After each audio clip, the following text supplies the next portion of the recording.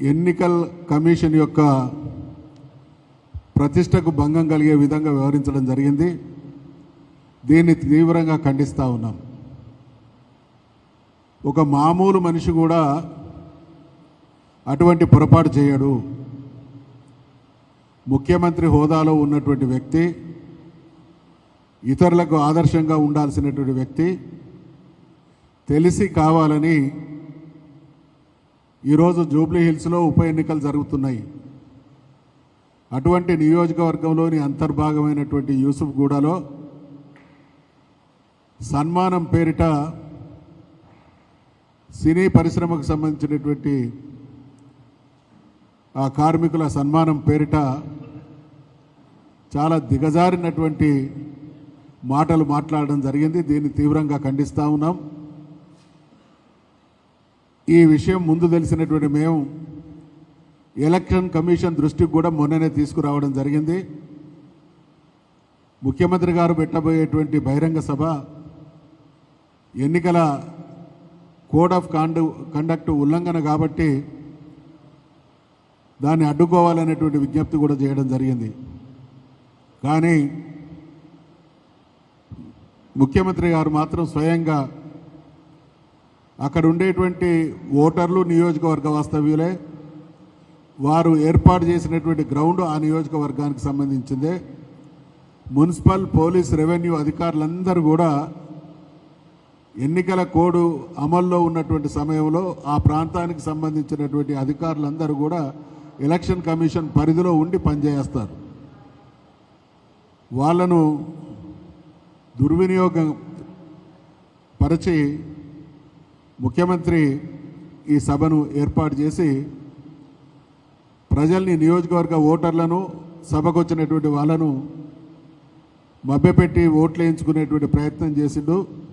దీన్ని మేము తీవ్రంగా ఖండిస్తూ ఉన్నాం. అంటే ముఖ్యమంత్రికి ఎటువంటి భయం పట్టుకున్నది అనడానికి ఇది నిదర్శనం.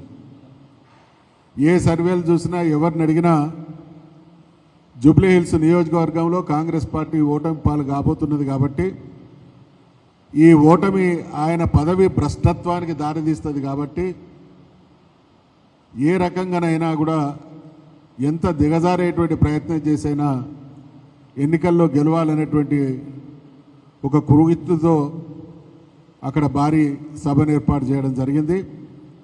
మేము ఈరోజు కాంగ్రెస్ పార్టీ అగ్రనేత అయినటువంటి రాహుల్ గాంధీ గారిని ప్రశ్నిస్తూ ఉన్నాం, వారికి గుర్తు చేస్తూ ఉన్నాం. భారత రాజ్యాంగాన్ని చేతబట్టుకొని దేశవ్యాప్తంగా పర్యటిస్తూ అనేక రాజ్యాంగపరమైనటువంటి అంశాలను లేవనెత్తుతున్న రాహుల్ గాంధీ గారు స్వయంగా మీ ముఖ్యమంత్రి రాజ్యాంగ ఉల్లంఘన, ఇవాళ ఎలక్షన్ కమిషన్ అనేది స్వయం ప్రతిపత్తి కలిగినటువంటి సంస్థ. ఈ దేశంలో ఉండేటువంటి ప్రజలందరూ వాళ్ళు ఓట్లు వేసుకుంటున్నటువంటి క్రమంలో ఎలక్షన్ కమిషన్ను గొప్పగా విశ్వసించి ఓట్లు వేసేటువంటి విధానం కొనసాగుతూ ఉంటే ఎలక్షన్ కమిషన్ యొక్క గౌరవాన్ని, ప్రతిష్టను భంగపరిచే విధంగా ఈ వ్యవహారం కొనసాగింది. కాబట్టి ఖచ్చితంగా ఎలక్షన్ కమిషన్ సీరియస్గా తీసుకొని దీని మీద ఎంక్వైరీ చేయాలి, గౌరవ ముఖ్యమంత్రి గారి మీద చర్య తీసుకోవాలనేటువంటి డిమాండ్ చేస్తూ ఉన్నాం. ఎన్నికల్ని నిష్పక్షపాతంగా, ప్రశాంతంగా, నిష్కలంకషంగా నిర్వహించాల్సినటువంటి బాధ్యత ఎలక్షన్ కమిషన్ది. కాబట్టి మేము మళ్ళీ ఈరోజు కూడా ఈ జరిగినటువంటి విషయం ఎలక్షన్ కమిషన్ దృష్టికి తీసుకుపోయి మా పరమైనటువంటి ఒత్తిడి ఎలక్షన్ కమిషన్ మీద తీసుకొస్తాం.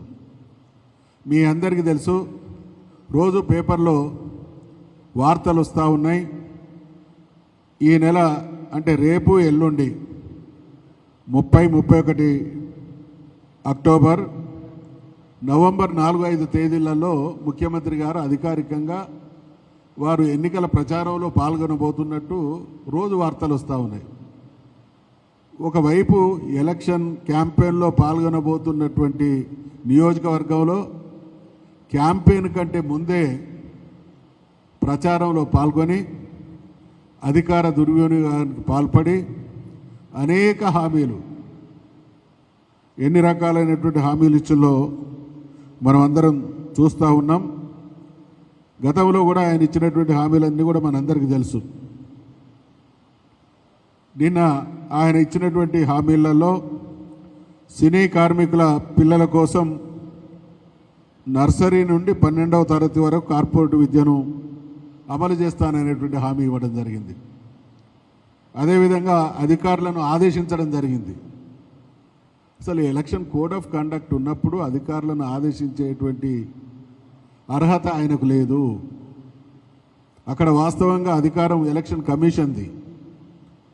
అటువంటి దాన్ని ఉల్లంఘించి అధికారులకు 3-4 ఎకరాల స్థలాన్ని తక్షణమే చూడండి, వాళ్ళకి కేటాయిస్తా అనేటువంటి హామీ కూడా ఇవ్వడం జరిగింది. మరి బ్రహ్మాండమైనటువంటి గురుకులాన్ని ఏర్పాటు చేస్తామనేటువంటి మాట. ఈరోజు రాష్ట్రంలో గురుకులాల విద్యార్థులు ఎటువంటి దయనీయమైనటువంటి పరిస్థితులను ఎదుర్కొంటా ఉన్నారో రోజు మనం చూస్తూ ఉన్నాం.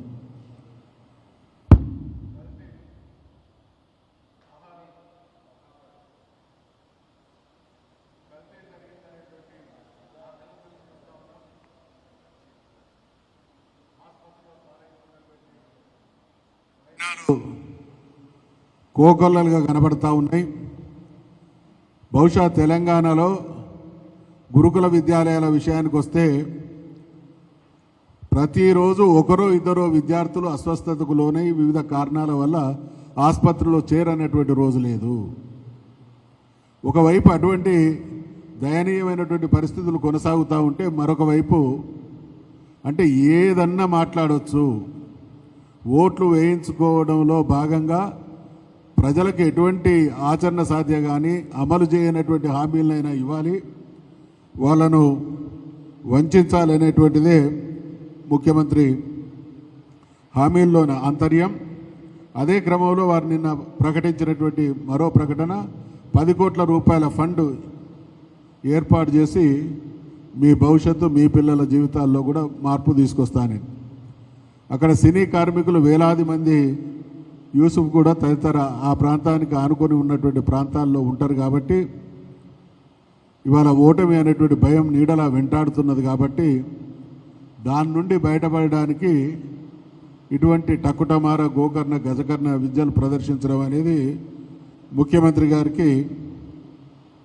అందుకని మేము దీన్ని ఏ రకంగా భావిస్తున్నామంటే ఓటమి భయంతో పదవి భ్రష్టత్వం కళ్ళ ముందు కదలాడుతూ ఉంటే హోదాకు కలంకం తెస్తూ వంచనకు పాల్పడుతున్నది రేవంత్ రెడ్డి ముఖ్యమంత్రి ప్రభుత్వం.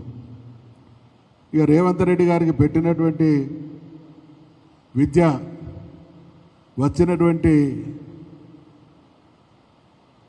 మాయాజాలం నమ్మించడం ఆయన మాటల్లో ఉంది, వంచడం ఆయన చేతల్లో ఉంది, ద్రోహం చేయడం ఆయన రక్తంలో ఉంది. ఇది రేవంత్ రెడ్డి గారి నిజస్వరూపం.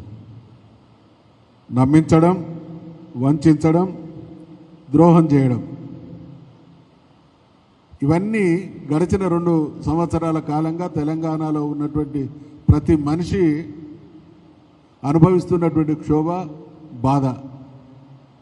6 గ్యారంటీల పేరిట ఆయన ఇచ్చినటువంటి హామీలు, 6 గ్యారంటీల పేరిట ప్రతి మనిషిని భ్రమల్లో, ఆశల్లో పడేసినాయి. ఇవాళ ఈ 6 గ్యారంటీలలో అసలైనటువంటి హామీలను ఏమాత్రం అమలు చేయకపోగా దేశవ్యాప్తంగా మాత్రం ఆ పార్టీ ఎన్నికల ప్రచారంలో భాగంగా ఏ రాష్ట్రంలో పర్యటించినా మేము 6 హామీలను బ్రహ్మాండంగా తెలంగాణలో అమలు చేస్తున్నాం, మీరు మాకు మీ రాష్ట్రంలో అధికారంలో వస్తే వాటికి అదనంగా కూడా ఇంకా కొన్ని కార్యక్రమాలు అమలు చేస్తామనేటువంటి ద్రోహం మాటలు కాంగ్రెస్ పార్టీ విధానమైంది.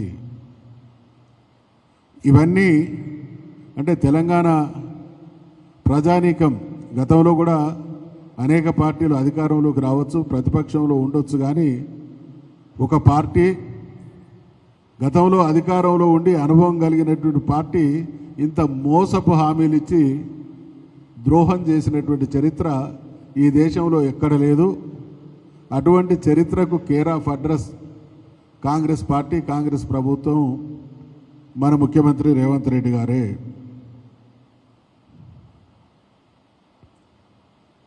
ఈయన నిన్ననే ఆయన మాట్లాడుతున్నటువంటి ఒకానొక మాట, నేను దేవున్న హామీలు ఇచ్చినవన్నీ అమలు చేయడానికి అన్నాడు. మరి దేవుడు కానప్పుడు, హామీలు ఆచరణ సాధ్యం కానప్పుడు, అవి నిరూపించబడ్డప్పుడు, నువ్వు ఇచ్చినటువంటి హామీలు ఆచరణ సాధ్యం కాలేదు, గతంలో ఇచ్చిన హామీలు చేయలేకపోయాను అమలు అనేటువంటి విషయం తెలిసి మళ్ళీ ఎందుకు హామీలు ఇస్తా ఉన్నాడు? దేవునివి కాదయా, హామీలు అమలు కావాయా, మళ్ళీ హామీలు ఇస్తున్నావంటే ఇది నిస్సిగ్గుగా నేను ద్రోహం చేస్తున్నా, మోసం చేస్తున్నా అనేటువంటి విషయాన్ని చెప్పకనే చెప్పడం. ఒకవైపు ఉల్లంఘనలు, మరొక వైపు ద్రోహాలు, వెరసి కాంగ్రెస్ నైజాలు. ఇది వెనకట మనందరికీ కూడా తెలుసు. మనమేమో తుపాకి వెంకట్రాముడు అంటాం, కొందరేమో పిట్టల దొర అంటారు. ఆయనను మరిపిస్తూ ఉన్నాయి. ముఖ్యమంత్రి స్థాయిలో ఉండేటువంటి వ్యక్తి ఇన్ని రకాల మాట మార్చడం, మడిమ తిప్పడం అనేది ఎక్కడ గతంలో చూసినటువంటి దాఖలాలు లేవు. ఇది రేవంత్ రెడ్డి గారికి అబ్బినటువంటి తెలిసినటువంటి విద్య. మళ్ళా నిన్న ఫ్యూచర్ సిటీ గురించి లేదా ఇంకొకటి మాట్లాడుకుంటూ హైదరాబాదులో హాలీవుడ్ను తీసుకొస్తాడట. అసలు హాలీవుడ్ ఏంది? అసలు ఆ మాట మాట్లాడడానికి కూడా కొంత తనను తాను ముందు ప్రశ్నించుకోవాలి. హాలీవుడ్ స్థాయి ఎక్కడ, రేవంత్ రెడ్డి గారి స్థాయి ఎక్కడ? నక్కకు నాగలోకానికన్నా పోల్చవచ్చు, కానీ హాలీవుడ్కు రేవంత్ రెడ్డికి పోల్చడానికి కూడా వీలు లేనటువంటిది. అంటే నాకు ఉన్నటువంటి పరిజ్ఞానం మేరకు మిగతా వాళ్ళంతా ఏమి తెలియని వెర్రి వెంగలప్పలు, నేను మాత్రమే అన్నీ తెలిసినోని, నేనేది చెప్పినా అది నమ్ముతారు అనేటువంటి భ్రమలో ఉండి, ఇంగ్లీష్లో ఒక సామెత ఉంది, ఒక మనిషిని శాశ్వతంగా, ఎక్కువ మందిని తక్కువ మందిని ఎక్కువ కాలం మోసం చేయొచ్చు, కానీ అందరినీ అన్ని కాలాల పాటు మోసం చేయడం అనేది సాధ్యం కాదు అనేది ఆ ఇంగ్లీష్ సామెత యొక్క అర్థం. ఇక ఈయన ఏమనుకుంటున్నాడు? తెలంగాణలో ఉన్నటువంటి 4 కోట్ల ప్రజల పైన ప్రతిసారి నేను వంచగలుగుతా, నమ్మించగలుగుతా అనేటువంటి భ్రమలో ఉన్నాడు. రేవంత్ రెడ్డి గారు, నీ టకుటమార విద్యలు ఒక్కసారి బారినాయి, నీ నజస్వరూపం తెలుస్తూ ఉన్నది కాబట్టి ఎక్కడికి పోయినా ఒక ముఖ్యమంత్రి స్థాయిలో సత్కారాలు ఉంటాయి తప్ప చీత్కారాలు తక్కువ ఉంటాయి. ఇవాళ చీత్కారాల ముఖ్యమంత్రి ఈ దేశంలో ఎవరైనా ఉన్నారు అని అంటే అది మన ఘనమైనటువంటి రేవంత్ రెడ్డి గారే. అందుకనే మూసీ నది ఏం చేస్తానన్నాడు? థేమ్స్ లాగా తయారు చేస్తానన్నాడు. సౌత్ కొరియాలో ఉన్నటువంటి హాన్స్ లాగా చేస్తానన్నాడు. చేసిండా? ఆ సంగతి దేవుడెరు. కానీ దాని పేరిట హైడ్రాను పురిగొల్పి హైదరాబాదులో ఉండేటువంటి ప్రతి మనిషి, తెలంగాణకు ప్రతి ఇంటికి మారుమూల ఉండేటువంటి తండాకు కూడా హైదరాబాద్ మహానగరంతో సంబంధాలు ఉంటాయి. ప్రతి ఊరు, ప్రతి పల్లె, ప్రతి తండా, ప్రతి గూడెం హైదరాబాదులో జరిగినటువంటి హైడ్రా దురాఘాతానికి తెలంగాణ మొత్తం హాహాకారాలు చేసింది. ఇదేనా థేమ్స్ లాగా తీర్చిదిద్దడం అంటే? ఇదేనా హాన్స్ నదిని మరిపించడం అంటే? ఖచ్చితంగా రేవంత్ రెడ్డి గారి హిడెన్ ఎజెండా వేరుగా ఉంది. ఉస్మానియా యూనివర్సిటీకి పోయిండు మొన్న. ఈ మధ్యకాలంలో ఉస్మానియా యూనివర్సిటీకి పోయినప్పుడు వారు అన్నటువంటి మాట ఏంటంటే ఆక్స్ఫర్డ్ లాగా చేస్తాడట. స్టాన్ఫర్డ్ లాగా చేస్తాడట. ఇప్పుడు ఇండియాలో చిన్న రిక్వెస్ట్ ప్రెస్ మిత్రులకు, ఇండియాలో ఏ యూనివర్సిటీ కూడా, ఇండియాలో యూనివర్సిటీలకు 100 సంవత్సరాల చరిత్ర మన ఉస్మానియా యూనివర్సిటీ కంటే కూడా ముందున్నటువంటి యూనివర్సిటీలు, ఇండియాలో ఉన్నటువంటి ఏ యూనివర్సిటీ కూడా స్టాన్ఫర్డ్ కానీ ఆక్స్ఫర్డ్ స్థాయిలో లేవనేది ప్రపంచవ్యాప్తంగా యూనివర్సిటీల క్వాలిటీ నివేదికలు వచ్చినప్పుడు కనబడతా ఉన్నాయి. అటువంటిది అంటే మాటలలో ఉన్నటువంటి ఆ వాగ్దాటి చేతల్లోకి వచ్చే వరకు మాత్రం పలాయనమే. మేమందరం ఉస్మానియా యూనివర్సిటీలో చదువుకున్నటువంటి ఆ యూనివర్సిటీ సర్టిఫికెట్లు పొందినటువంటి విద్యార్థులం. ఉస్మానియా యూనివర్సిటీ అంటే మాకు అపారమైనటువంటి గౌరవం. బహుశా నాకు తెలుసు మరి రేవంత్ రెడ్డి గారు ఆ యూనివర్సిటీలో చదివిండో చదవలేదో నాకు తెలియదు, చదువుకుంటే సంతోషం. ఈయన హయాంలో ఇంకా దిగజారుతున్నది పరిస్థితి.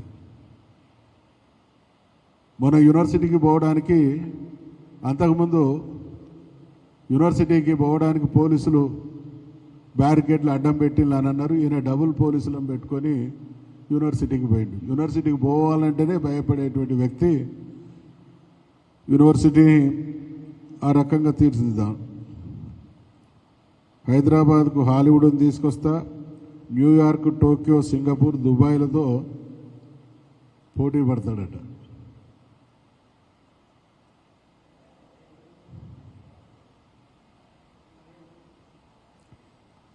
నిన్న అంటే ఇవన్నీ 2 విషయాలు స్పష్టం మరొకసారి చేస్తూ ఉన్నా. ఎన్నికల ప్రవర్తన నియమావళిని ఉల్లంఘించడం మొదటి తప్పు. రెండవ తప్పు, అక్కడ ఉన్నటువంటి ఓటర్లను ప్రభావితం చేసి మభ్యపెట్టి ఓట్లు వేయించుకునేటువంటి దిగజారుడుకు పాల్పడడం. మూడవది, అధికార యంత్రాంగాన్ని దుర్వినియోగం చేయడం. నాలుగవది, గతంలో ఇచ్చినటువంటి హామీలను విస్మరించి కొత్త హామీల ద్వారా ఎదుటి వాళ్ళకు కూడా ద్రోహం చేయడానికి తలపెట్టడం. వీటన్నిటి మీద కూడా మరొక్కసారి ఎలక్షన్ కమిషన్కు కంప్లైంట్ చేస్తాం. ఈ సందర్భంగా ఎలక్షన్ కమిషన్కు మా సూచన, మా విజ్ఞప్తి, ఈ దేశంలో ప్రజలకు ఎలక్షన్ కమిషన్ పట్ల ఉన్నటువంటి గౌరవాన్ని, స్థాయిని కించపరిచే విధంగా ఈయన వ్యవహార శైలి ఉన్నది. కాబట్టి ఎలక్షన్ కమిషన్ ఈ విషయంలో సత్వరమే స్పందించి తగిన చర్య తీసుకోవాల్సిందిగా విజ్ఞప్తి చేస్తూ ఉన్నాం. రేవంత్ రెడ్డి అనైతిక చర్యల్ని తీవ్రంగా ఖండిస్తూ ఉన్నాం.